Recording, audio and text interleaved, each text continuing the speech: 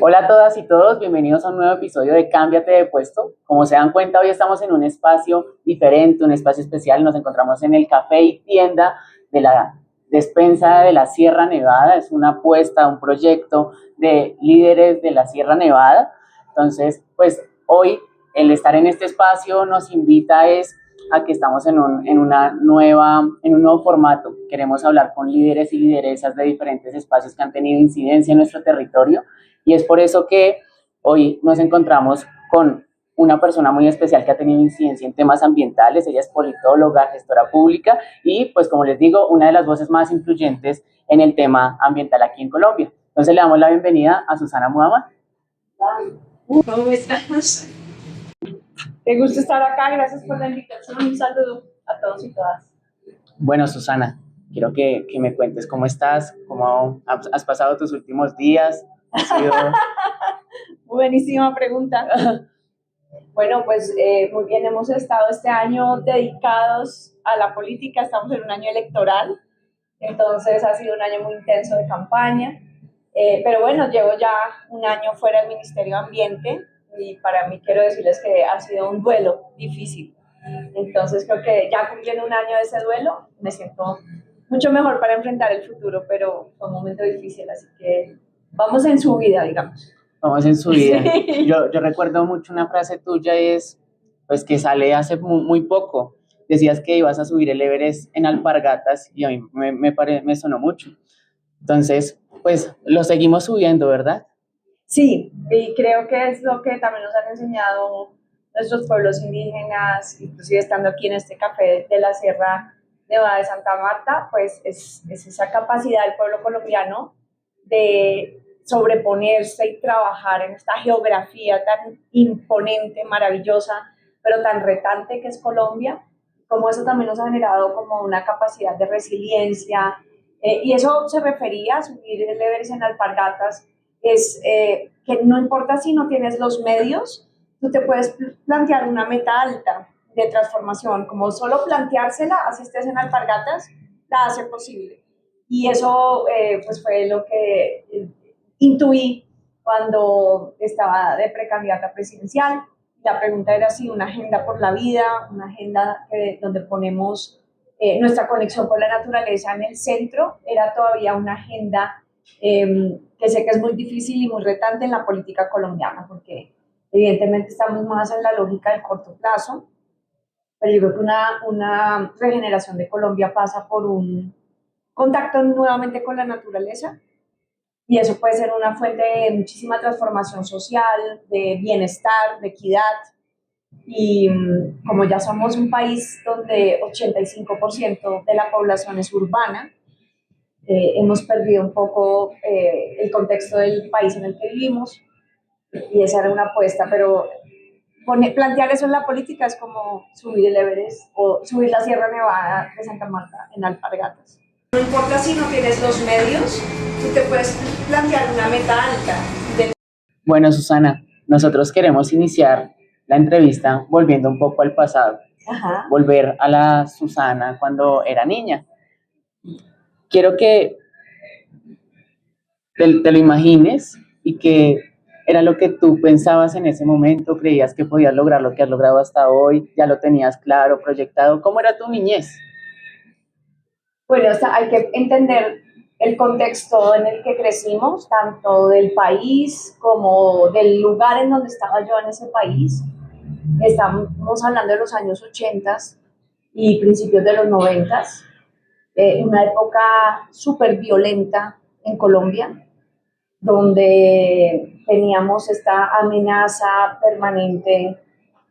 Digamos, era una mentalidad donde los papás de uno tenían esta lógica que si uno salía no sabía si regresaban, y no solo los jóvenes, sino cualquier persona. Era una época donde el narcotráfico estaba poniendo bombas y generando terrorismo como forma de ganar poder político en las ciudades.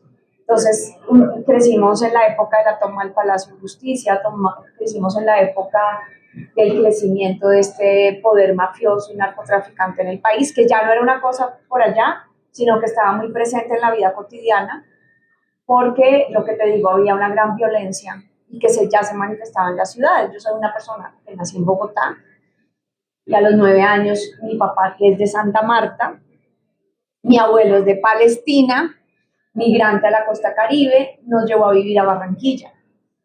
Entonces yo crecí en Barranquilla, en el Caribe colombiano, pero al yo haber crecido hasta los 9 años en Bogotá, estar en Barranquilla para mí era como estar en otro planeta. No tiene nada que ver la cultura de Bogotá con la costa Caribe. Inclusive yo tengo que decirles que al principio yo ni entendía en el colegio lo que mis compañeros me decían, yo no entendía cómo hablaban, era como de verdad estar en otro país totalmente diferente. Y para mí fue una época donde estaba muy en contacto con esa política. En la mesa del comedor, con mi mamá, mi papá, discutíamos mucho. Y no sé por qué, no sé si hay cosas que vienen con uno, pero a mí me interesaba mucho. Entonces yo era una joven que leía todos los periódicos, desde muy niña, desde los 8 años, 7 años, leía todos los periódicos. En esa época, hoy no te lo puedo hacer, pero en esa época yo me sabía el nombre de todos los ministros del gobierno. No, hoy no tengo ni idea, y sí, nada más, bueno, estuve en el gobierno hasta hace poco, pero en esa época yo estaba súper enterada de todo. Y hacía mucha discusión política, no había todos estos sistemas de información que ustedes tienen ahora, no había teléfonos celulares, no había, para ponerles un ejemplo, el primer correo electrónico de mi vida yo lo envié a los 18 años, cuando estaba en la universidad, que eran las universidades donde había internet, pero eso cuando yo crecí no existía. Entonces, era una sociedad como mucho más limitada en acceso a la información. Si tú tenías una curiosidad, yo era muy curiosa, me encantaba la literatura, me encantaban los libros, me dedicaba muchísimo a leer y era muy curiosa con la política. ¿Por qué? No sé. Después creo que tiene que ver con mi origen palestino, tiene que ver con que tuve un abuelo, mi abuelo paterno era comunista, entonces había algo de rebeldía, ¿no? De búsqueda, y también algo que me llamaba mucho la atención era como las culturas diferentes del país. Pregúntame por qué, no tengo ni idea. Yo recuerdo que en un proyecto como en 8º grado, teníamos que, no me acuerdo cuál era la tarea, pero yo recuerdo esta cartelera donde yo puse mi dibujo y mi frase, y mi dibujo era: los pueblos indígenas van a salvar la humanidad. ¿De dónde saqué eso? Yo no sé, no tengo ni idea. Entonces sí, una infancia muy... Y no, como no teníamos estos medios de comunicación, teníamos que ir a la biblioteca del colegio, teníamos que ir a la librería. Yo me encantaba ir a la librería, leía mucho, mucho, mucho, mucho, mucho. Por ejemplo, un libro que me fascinó y me atrapó fue 100 años de soledad. Llegó a mis manos cuando tenía 9 años y lo leí apasionadamente. Para mí fue una revelación. Entonces sí, yo creo que hacia los 9 años yo ya tenía una intuición de que a mí me gustaba la política. Y tenía una intuición, inclusive te cuento una anécdota: a los 16, estábamos también en el momento de la nueva constitución política del país. En 1991 tenía 14 años, se promulgó la nueva constitución y a los 2 años yo estaba en un programa de liderazgo juvenil donde fui por universidades, colegios de Barranquilla promulgando los nuevos derechos que los jóvenes adquirían con la constitución. Ustedes no se imaginan qué es pasar de un mundo cerrado, que era la Guerra Fría, que es en el que crecimos. Para los que no sepan, la Guerra Fría era este enfrentamiento entre dos grandes potencias mundiales, los Estados Unidos y la Unión Soviética, por el poder mundial, y donde la amenaza permanente es que desarrollaban armas nucleares. Y era una guerra fría porque no era una guerra donde estuvieran combatiendo, sino que la amenaza estaba allí de quién iba a despichar el botón rojo primero. Y la guerra la libraban a través de otros países. ¿Qué pasaba con eso? Era un mundo cerrado. Viajar fuera de Colombia era, pues uno ni se imaginaba viajar fuera de Colombia, las fronteras estaban cerradas, la importación y exportación de bienes no existía prácticamente, y de pronto en los 90s cae el muro de Berlín, que también yo viví eso como joven con mucha intensidad, y supuestamente entramos a lo que se llama, entre comillas, el mundo libre, y en ese mundo se abre como el mundo. Empieza por primera vez a tener televisión satelital, te empieza a llegar información del mundo que tú no tenías, hay la posibilidad, hay una gran curiosidad por otros países, y yo en esa época también empiezo a tener el sueño de viajar y de conocer muchos países. Eso es creo que un sueño de nuestra generación que creció en un mundo muy cerrado. Entonces estuve en esas transiciones del mundo y eso me impactó. Y además de eso era deportista. Creo que por el cambio de cultura de Bogotá a Barranquilla, yo no me sentía contenta en Barranquilla, no entendía esa cultura, me sentía un poco alienada, me sentía como, no sabía cómo dialogar con esa cultura, me sentía sola y mi refugio fue el deporte. Entonces entré a nadar en el equipo de natación, fui selección Atlántico de natación, fui a los Juegos Nacionales. Entonces mucho de mi juventud fue dedicada a entrenar.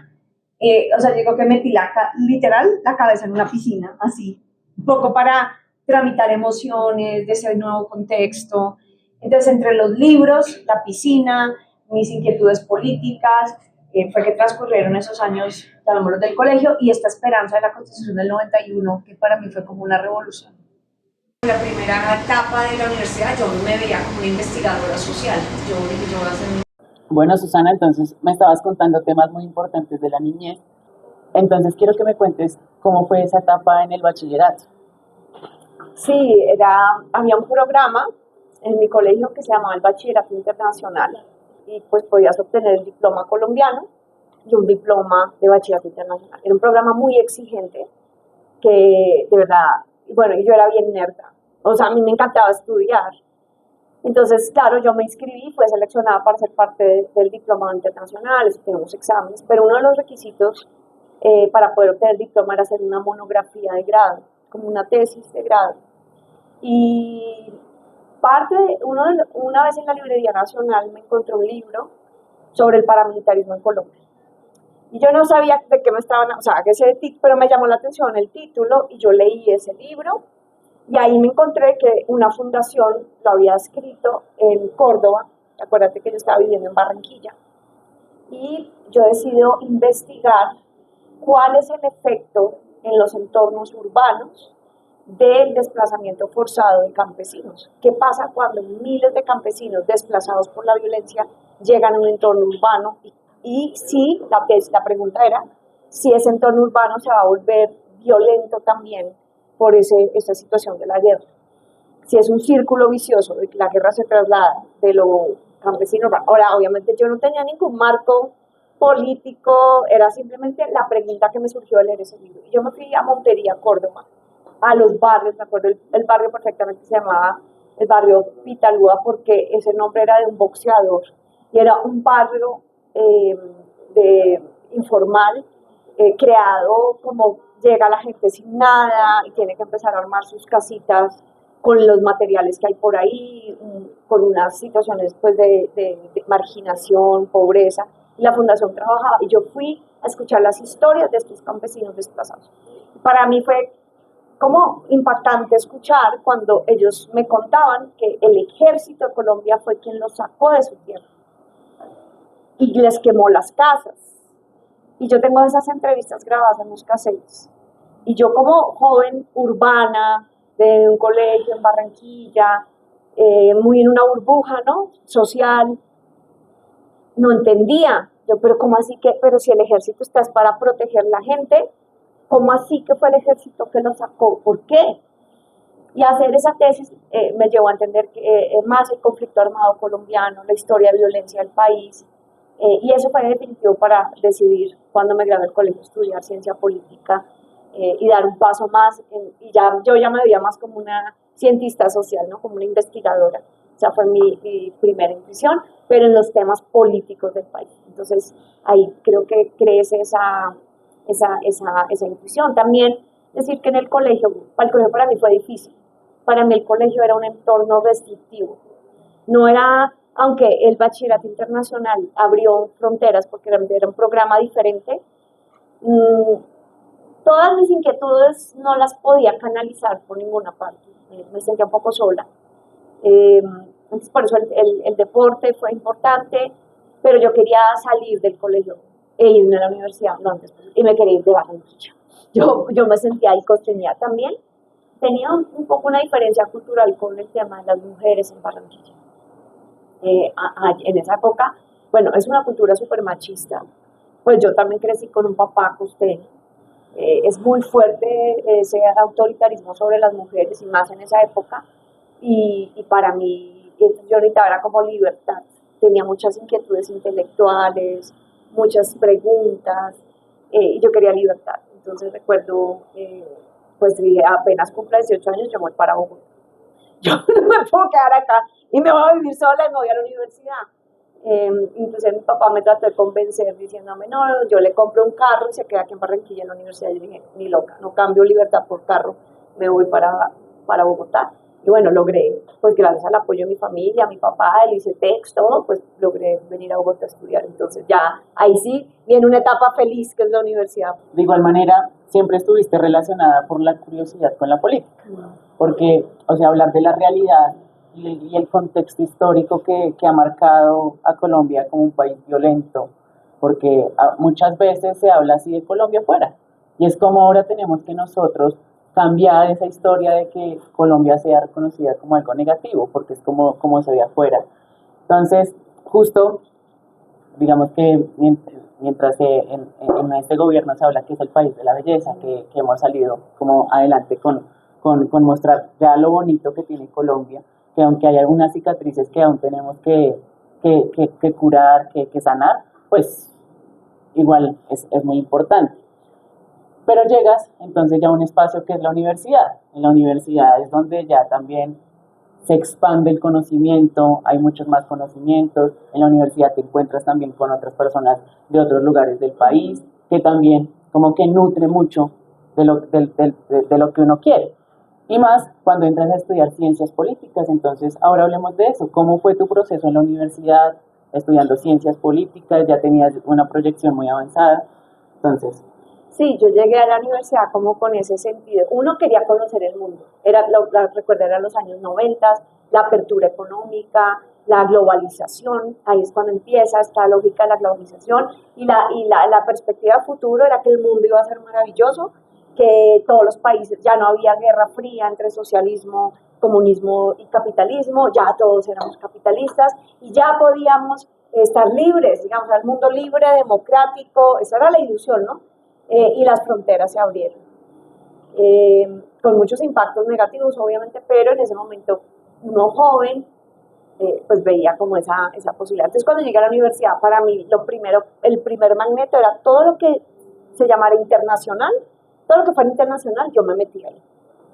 Y lo segundo, empecé a estudiar ciencia política, era el único departamento de ciencia política en Colombia en ese momento, en la Universidad de los Andes, y llevaba 30 años. No había más, yo quería estudiar ciencia política y era el único que había. 3 años después empezaron a abrir otros departamentos, entonces yo llegué a la Universidad de los Andes y fue un momento de mucha libertad, de mucha capacidad.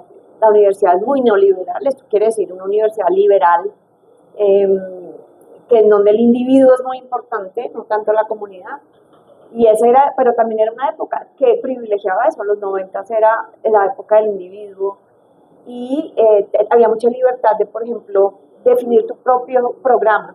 Había unas clases obligatorias, pero tenías una gran libertad de escoger clases de todas las carreras. Eso era muy único en esa universidad en ese momento. Entonces, yo estudié antropología, filosofía, bueno, eso yo exploré todo lo que había. Yo entraba a la universidad a las 7 de la mañana y iba a las 8 de la noche, hacía deporte. Bueno, ese era un mundo muy, muy rico. Y por la primera etapa de la universidad, yo me veía como una investigadora social. Yo dije, yo voy a ser una investigadora social, que es lo que voy a hacer. Pero entré a una asociación de estudiantes súper no liberal, que se llama IESEC, y que era la asociación de estudiantes de ciencias económicas de la universidad, pero era una asociación mundial. Y yo entré ahí porque básicamente el objetivo era intercambios entre estudiantes en el mundo, haciendo prácticas en otros países. Y yo dije, como yo estaba fija que yo quería ir a conocer el mundo, yo entré ahí. Yo le dediqué 7 años de mi vida a esa organización con toda. Y conocí un montón del mundo de los negocios, de la globalización. Fue también una experiencia maravillosa conocer estudiantes de todo el mundo, literal, más de 90 países. Y ahí fue que una intuición ambiental se hizo muy fuerte. Porque yo, al entender la globalización, o pues por lo menos tener acceso a entender un mundo más globalizado, empecé a ver los impactos ambientales y empecé a entender que este tema como a cuestionar si esa dirección a la que iba el mundo, que se vea tan maravillosa, realmente hacia dónde íbamos. Y tuve la oportunidad de acceder a mucha información que se estaba generando. Y entonces yo me metí en el paradigma, además fue la Cumbre de Río en 1992, me empecé a meter el paradigma de la sostenibilidad. Y conocí un emprendedor de Bélgica que tenía otra forma de ver el desarrollo. Él realmente decía, es la naturaleza que si logramos trabajar con la naturaleza, vamos a poder generar un desarrollo próspero que no acabe con la vida. Y para mí eso era una idea súper revolucionaria. Entonces mi tesis de grado de la universidad, mira cómo las tesis y eso, fue en una comunidad de Medellín, de la Comuna 13, que también era un contexto súper violento, que estaba resistiendo el reclutamiento de jóvenes por el narcotráfico a través de proyectos de sostenibilidad ambiental dentro de la comunidad. Compostaje, reciclaje, emprendimientos de materiales, estamos hablando del año 1998, o sea, 99, 98, esto son cosas que solo estaba, hoy es más normal, incluso en el colegio me imagino que ustedes tienen proyectos de reciclaje, huertas, pero esto era poco común en esa época. Y ahí es donde yo me meto a fondo en ese paradigma, en esa pregunta vital que para mí se volvió una estrella, que yo desde ahí en adelante empecé a seguir, y era, ¿cómo podemos que la gente salga de la pobreza? Esta cosa que nos vendían, cuando uno estaba en el colegio no le decían que había 3 tipos de países: los desarrollados, los en vía de desarrollo y el tercer mundo. Y uno siempre quería saber, ¿y nosotros en qué estamos? No, somos el tercer mundo, o sea, paila, o sea, somos... Entonces decía, pucha, todo era súper colonial la educación, o sea, nosotros no nos ponían arraigo sobre nuestra diversidad cultural, ambiental, nosotros éramos un pari. Y en esa época, los 90s, cuando estaba la guerra contra el narcotráfico, los 80s y 90s, ser colombiano era dificilísimo. Como yo estuve en esta organización, tuve la oportunidad de salir del país muchas veces, pero eso era una odisea. En los aeropuertos, la estigmatización, las requisas, siempre te mandaban al cuartico entrevistas. Solo por tener pasaporte colombiano, tú ya eras un peligro. Y eso era difícil. Yo tenía además la misión de traer estudiantes de otras partes del mundo a hacer su práctica en Colombia. Entonces, la tierra de la candidata presidencial, vicepresidencial actual, Aida Quicue, es tierra adentro, Cauca. Y la verdad, asegurar, imagínate, nos teníamos que ir desde Bogotá en bus hasta La Plata, Huila, y de ahí hasta tierra adentro, en momentos donde había tomas guerrilleras, paramilitares, bombas en las ciudades del narcotráfico. No, o sea, de verdad hacíamos unas locuras increíbles. Y nosotros nos fuimos a hacer ese proyecto, se llamaba Misión de Desarrollo en Tierra Adentro. Dice que ir a hacer desarrollo en Tierra Adentro, y luego lo que uno se da cuenta es que todos los estudiantes que fuimos a vivir allá, eran transformados por el territorio, por la cultura campesina, por la belleza de los paisajes, por respirar aire limpio, por el sentido de comunidad. Cosas que, como te cuento, en los 90s, que estábamos en auge del individualismo, de la globalización, pues eran como una especie de antivalores. Y bueno, todas esas experiencias hacen que yo empiece a seguir esa estrella, que es la pregunta: ¿podemos lograr que la gente viva fuera de la pobreza sin acabar con la naturaleza?